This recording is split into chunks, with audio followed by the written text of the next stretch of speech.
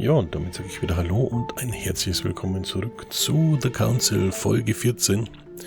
Und wir haben uns ja beim letzten Mal dazu verpflichten lassen, dem Mord auf die Spur zu gehen. Und dazu werden wir uns jetzt erst einmal den Tatort ansehen, sofern ich den überhaupt finde. Wir wissen ja schon von unserem gescheiterten oder vermeintlich gescheiterten ersten Versuch, dass das Zimmer von der Gutsten ziemlich ramponiert und durcheinander ausgeschaut hat. Monsieur Johann van Wöllner. Johann van Wöllner. Da können wir jetzt aktuell nicht rein. Der wohnt aber, glaube ich, in unmittelbarer Nachbarschaft. Wenn ich das nämlich richtig im Kopf habe, dann müsste Madame hier vorne ums Eck gewohnt haben, aber bitte ohne Gewehr. Ihr wisst ja, mein Orientierungssinn, außerdem schauen die blöden Gänge hier alle gleich aus. Vor allen Dingen kommt jetzt hier auch keine Zimmertür mehr.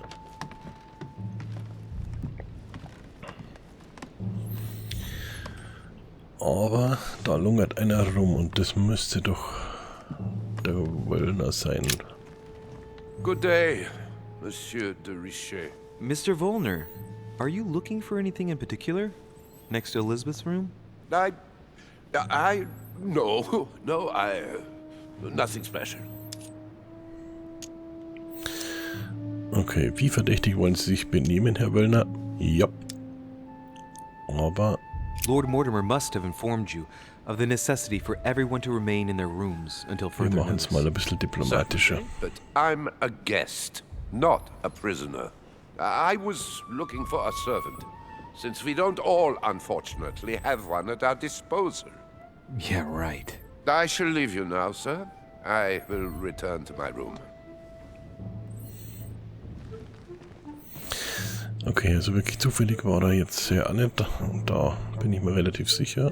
Und es müsste eigentlich tatsächlich ihr Zimmer gewesen sein, wo er hier rumlungert. Das werden wir aber relativ schnell herausfinden. Nur mal gerade hier noch eben kurz gucken und schauen. Aber da müsste doch von rechts wegen... Ne, da steht kein Schild mehr, aber mal aufmachen. Dann sehen wir, dass wir richtig sind.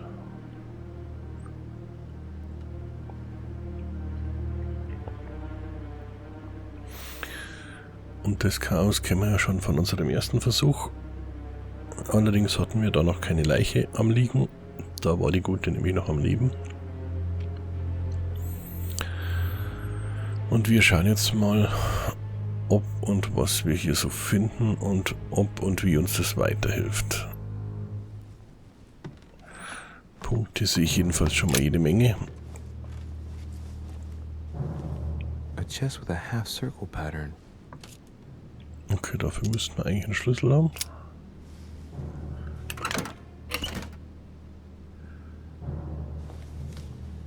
An den kann ich mich nämlich erinnern. Bernstein schadet auch nie. An untutored hand copied these notes. Looks like a healing method. Well, that's a pity. The writing is barely legible.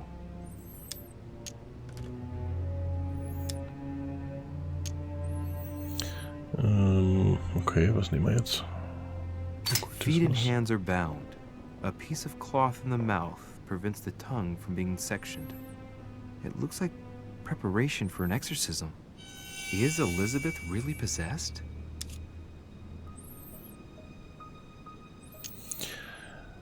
Ja, das kann ja dann jetzt auch egal sein.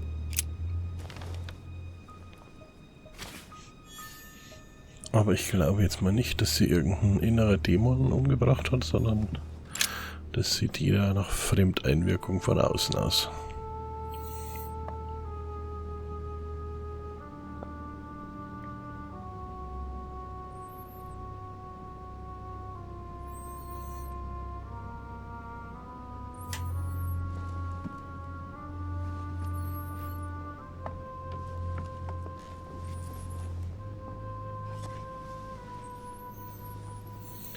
Dann schauen wir uns das doch mal aus der Nähe an. Und zwar am besten irgendwie, keine Ahnung, systematisch. Von oben nach unten, würde ich sagen. Fangen wir mal am Kopf an. The only clue is a scar from a previous craniectomy. Poor Elizabeth, she must have been very young when she went through all that. That's torture. She also has old scars around the neck, maybe mutilations.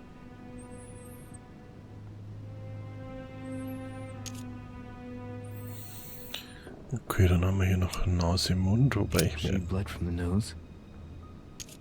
eigentlich auch gern die Augen näher anschauen würde, aber vermutlich findet man da nicht viel raus, außer dass sie gerötet sind.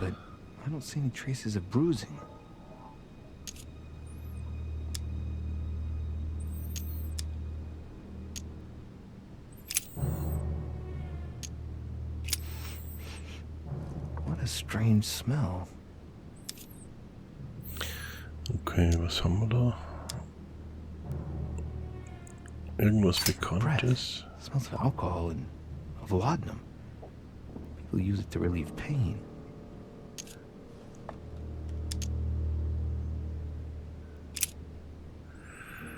Okay, Alkohol und Schmerzmittel ist jetzt die Frage, ob sie das freiwillig gemacht hat oder ob ihr das verabreicht wurde. I count no fewer than 9 wounds on the thorax with a lot of blood. At first sight, I'd say that's what caused her death.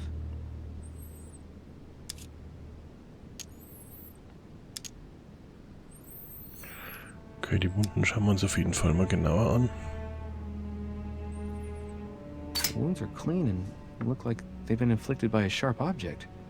Some of the lacerations have damaged vital organs, the heart, the right lung, which is perforated. Most of them weren't given with much force. She might even have survived. But the stab in the heart, though not all that deep, sealed her fate.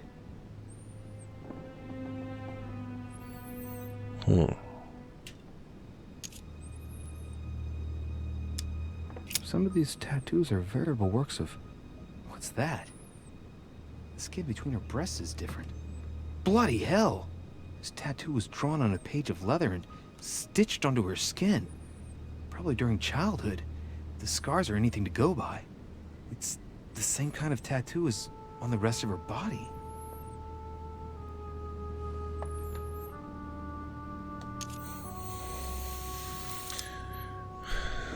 Okay, die Wunden sind also nicht wirklich...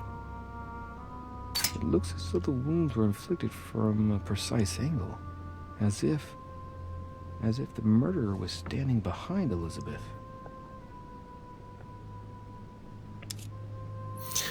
Das ist natürlich jetzt die Frage. Vielleicht hat sie sich die Wunden ja selber zugefügt und es hat irgendjemand einfach nur zugeschaut.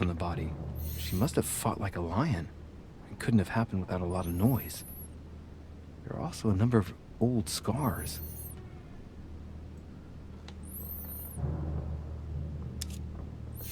Schwierig, schwierig.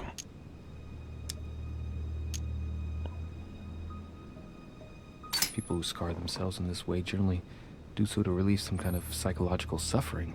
By trying to master the pain, they establish their self-control.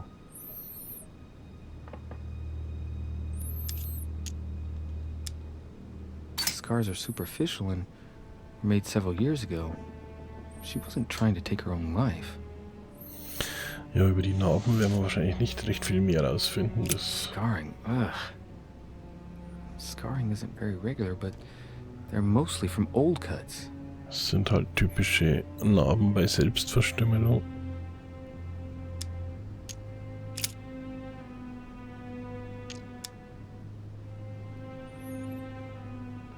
She had the Sigillum de Ameth tattooed on her, the symbol of the living God, written in the language of angels, according to believers. It is rare for someone to know about symbols like this at her age, unless her mother was a tutor.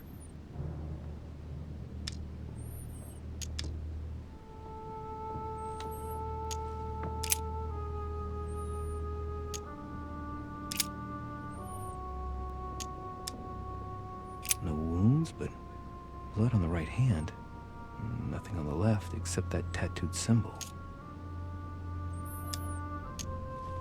This pinnacle is a trap. The wearers of the pinnacle thought that they were protected from evil by surrounding it inside the different circles of the pinnacle.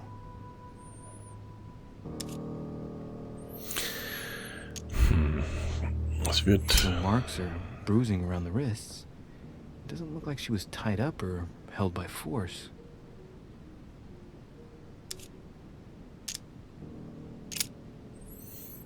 Blood, but no trace of blows on the legs. Es wird nicht wirklich deutlicher. More tattoos, similar to those on the rest of her body.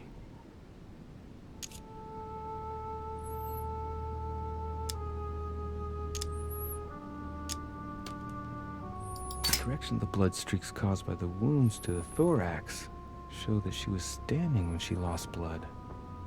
This proves that she was standing when she was assassinated, possibly held by someone or something.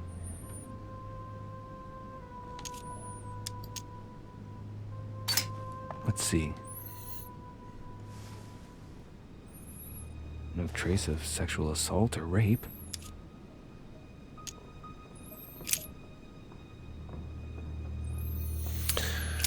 Ja, das macht das Ganze nicht einfacher. Spontan vor meinem geistigen Auge sehe ich da jetzt mehrere Möglichkeiten. Entweder hat sich das Ganze selber angetan, weil sie in irgendeinem Wahn verfallen ist. Oder es war doch irgendjemand anders und hat so aussehen lassen. Wobei, wenn sie sonst so überhaupt keine anderen Male hat. Bisschen suspekt. Nee, fertig sind wir noch nicht. Da wollen wir uns schon ein bisschen genauer umschauen.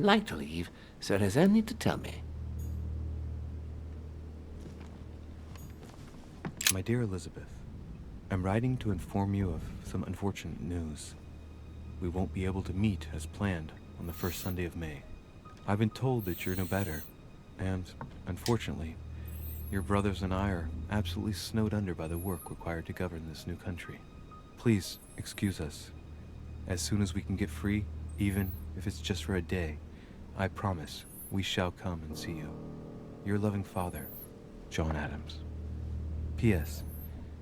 Don't hold it against your mother. She still isn't ready. Please don't judge her. I'm sure you'll be able to put all of this behind you one day.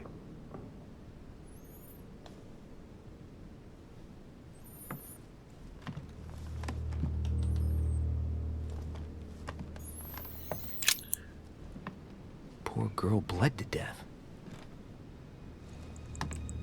Ja, soweit waren wir schon. Whoever left that footprint has boats for feet. That's at least a size 15. Where's a size like that here? Peru? Washington, maybe. Ja gut, Washington hat aber angeblich ein Alibi, da werden wir noch nicht weiterkommen.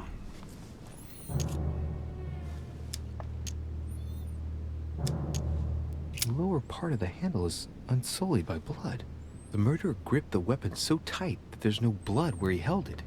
The handprint indicates a small and slender hand. The blade is short and thin, well sharpened, apparently. It's covered in blood. Still fresh. The handprint on the handle is really small. I can't imagine a man with a hand that size. It must be from a woman's hand.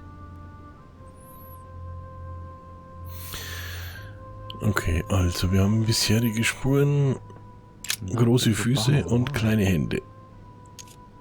Also entweder Peru oder Washington, wobei der ein Alibi hat, oder irgendwas Weibliches. Damit käme eigentlich nur sie selbst oder unsere Mutter in Frage. That's a Chateau de Briand. It's a great wine. I don't know what's happened to this wine, but it's undrinkable. Ja, ungenießbarer Wein ist natürlich Katastrophe für den Franzosen, führt uns aber zunächst auch nicht weiter. Gut, dann würde ich sagen, wir nehmen uns beim nächsten Mal noch den Rest vom Zimmer vor. Bis dahin, danke fürs Zuschauen, macht's gut und ciao, ciao.